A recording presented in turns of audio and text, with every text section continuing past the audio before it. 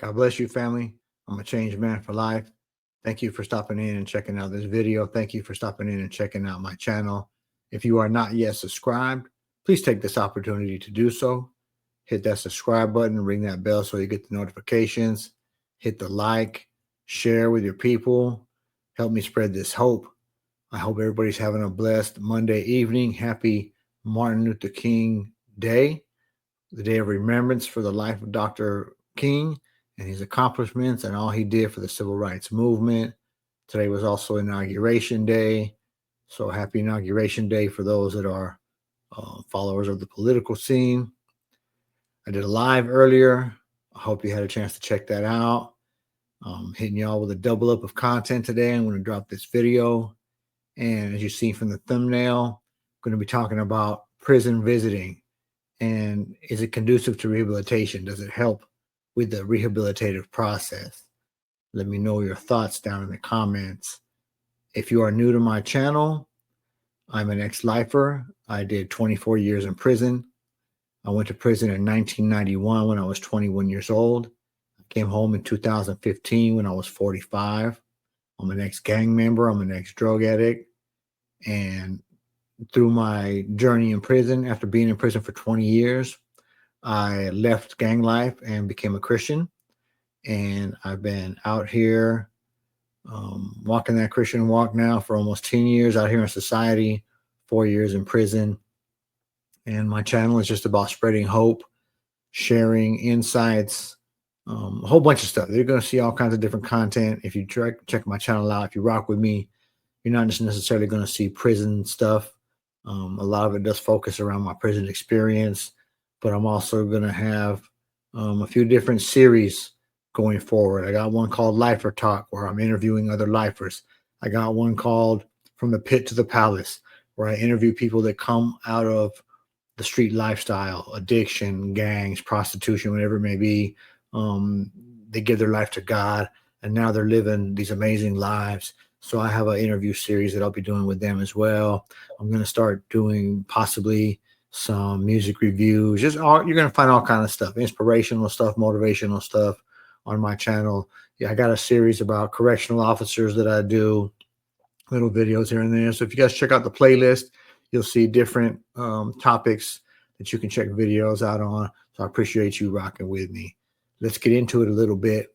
So I can only speak on my personal experiences, right? I can't speak on what visiting means to anybody else, what visiting has meant to anybody else. Not everybody gets visits. I didn't get a lot of visits throughout my time. There's people, I've seen comments on different social media platforms by people that think that people in prison shouldn't get visits. Let me know what y'all think. Let me take a drink because, as I said, I did a live earlier and my throat is kind of raspy right now. Excuse me.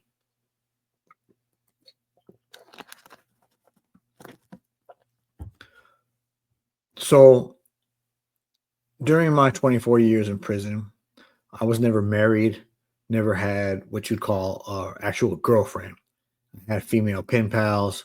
I had a couple of homegirls that came to visit me here and there. But for the most part, my visits were always my family, my mom, and I'm so grateful for that. My brother, my son, off and on, my nieces, my nephew, eventually my grandchildren. So that's what my visiting experience was my family, right? Wasn't about, females coming and bringing me stuff or nothing like that.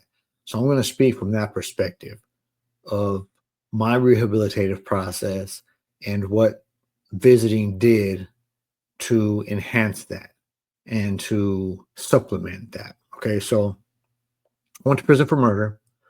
As I said, I was 21 years old back in 1991. I committed a gang-related murder. A young man lost his life. He was my age at the time.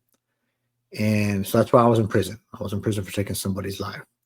Now, there are people that will say, and I totally understand their point of view, that because I took a life and that person will never get to visit with his family, that person never got to see his loved ones again, and they never got to see him, that I should not have had the right to visit with my family and see my loved ones.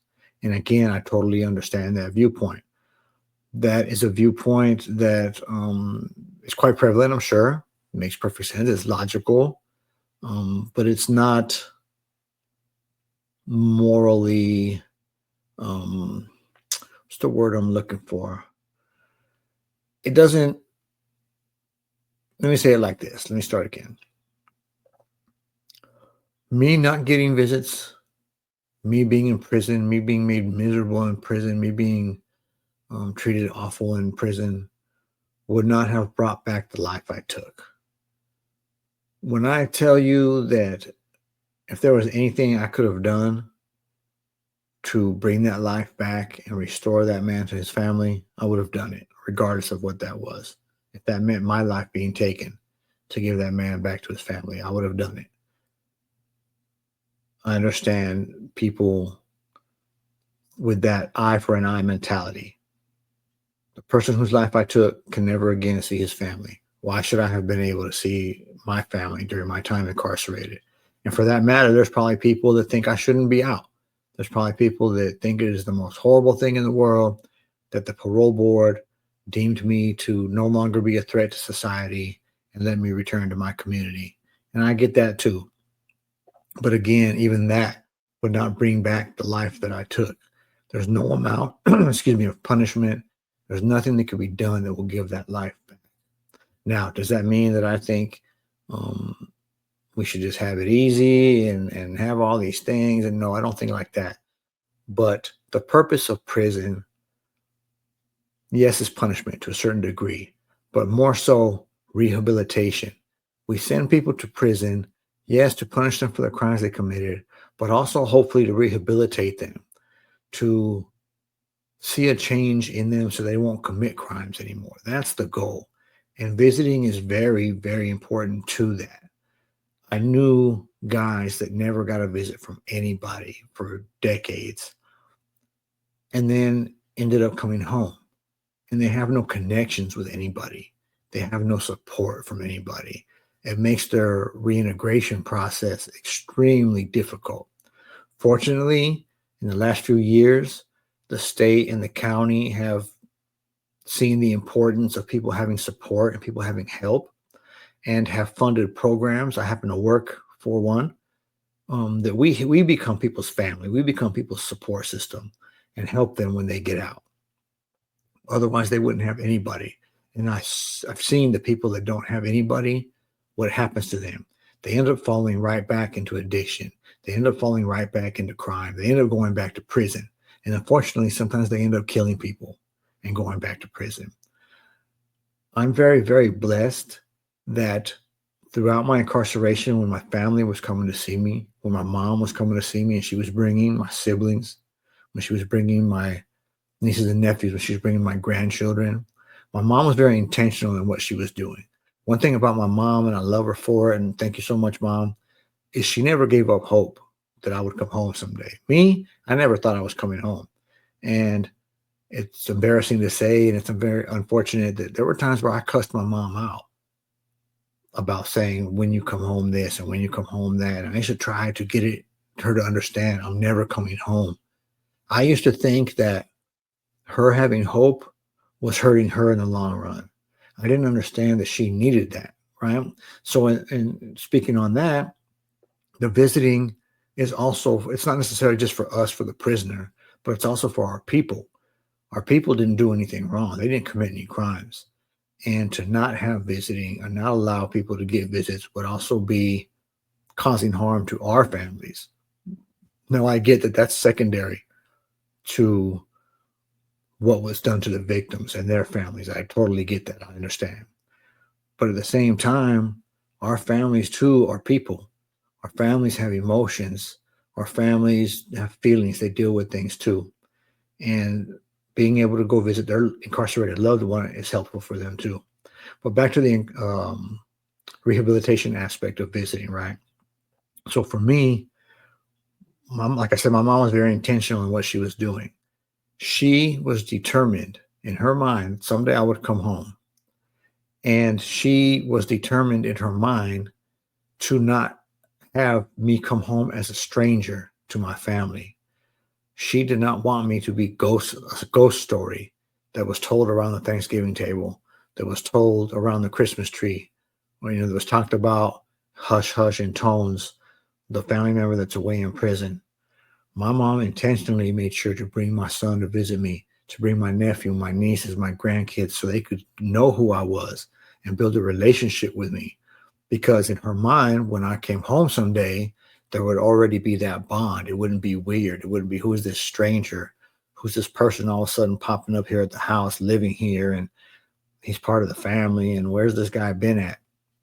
So building those family ties, maintaining those family ties is very important to the prisoners, to their self-esteem. Excuse me, I'm about to sneeze. That's embarrassing. Let me get some water. It's very detrimental to keeping someone's emotional state in a right setting. It's detrimental to keeping someone's mind in a right frame. Knowing we have people that love us and that come see us. People in prison, we try to act hard. And there are people in prison that are hardcore and that are with the business regardless. But for the most part, everybody wants to be able to enjoy their family from time to time. Not everybody's family can travel the distances that it is. I was very fortunate that my mom was willing to drive sometimes 8 hours. When I was in New Folsom, it was like an 8-hour drive each way. And my mom would drive all the way up there, and then we'd be on lockdown and she couldn't even get in. And then she'd be trying again in a few weeks. I was very blessed in that regard. A lot of people don't have that, but people that do and are able to maintain those family ties makes their transition back into society that much easier, that much more solid. And that's what it's really about, right? Because I'm sitting here today, I had a life sentence. There are thousands of lifers in prison. A lot of them, the majority of them, are going to come home someday. What kind of people do we want getting returned back into our community? Do we as a society want the transition from prison to free citizen to have barriers, to be overwhelming, to be too difficult to be successful? Or do we want people to have a successful transition back into the community? That starts with family ties. That starts with being able to come home and feel comfortable around people. If people don't have their family, it's difficult to do. You know what I mean? So again, I will give my opinion that visiting is very much tied to rehabilitation. Visiting is very much tied to someone's transition back into society. And that's really the ultimate goal, right? Yeah, people are being punished for their crimes, but they're also being rehabilitated and returned back to society. If you know anything about me, if you follow my channel, if you know my story, I'm really big on doing things out here in the community. I couldn't not have done that if I hadn't blended in smoothly when I came home.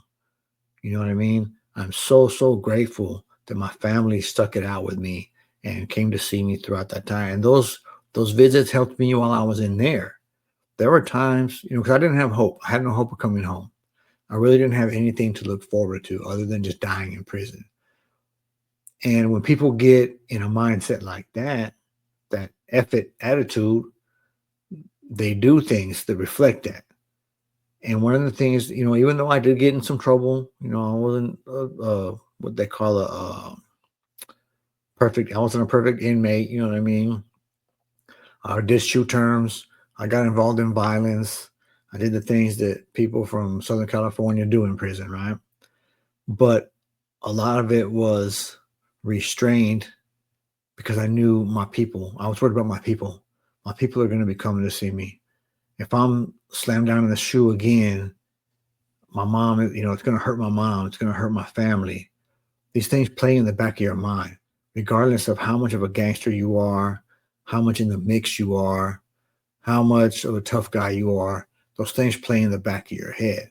Of course, when you're living that life, business comes first, but that thought is still there. And it helps people to maintain a positive program by having their family come to see them. For those guys that have wives and girlfriends, that come see him, those guys that were getting family visits. All those are motivators for positive behavior.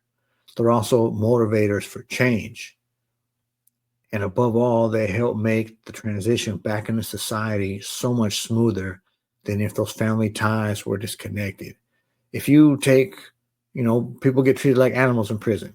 If you put a dog in a cage and don't have it around any other dogs and don't let it have any other contact with anybody, and then all of a sudden you let it out one day, its behavior is not going to be what you want it to be. And the same with people. If you keep people isolated and break their family ties and don't allow them to have interaction with not just other prisoners, but people from the outside, they lose something. We lose our ability to function in a social way. It helps with our social skills. It's just, I can't even begin to describe all the different ways that visiting helps the prisoner, but also helps the people that are coming to visit. And I really do understand that there's people that are like, nope, they shouldn't have nothing. You know, things come into the prison through visiting. And while, yeah, maybe it does from time to time, it's not as prevalent as people think. When you don't allow people to visit with their children, because not everybody has that ability. Sometimes, for whatever reason, the children don't come or can't come. But people that are able to be involved in their children's lives, it's helpful for the children too. We already have enough of a problem in this society with kids growing up without their father in their life, especially young men, young boys growing up without their father. And we know what the statistics are on people that grow up without a male role model in their life. They end up in prison the majority of the time. They end up in the streets.